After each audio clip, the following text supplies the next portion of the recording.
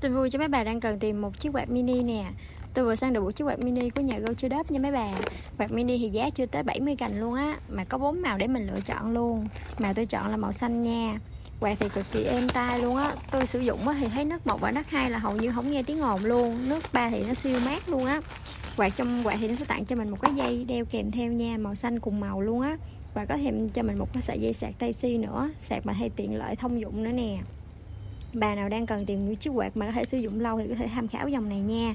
Về dung lượng pin nó cao á, sử dụng liên tục tới 8 tiếng luôn. Em này thì siêu tiện lợi luôn nha, bỏ vô ba lô thì cực kỳ nhỏ gọn và không có chiếm diện tích nhiều luôn á. Bà nào đang cần tìm một chiếc quạt siêu êm mà có thể là sử dụng được lâu á, thì có thể tìm hiểu sử dụng thử em này nha.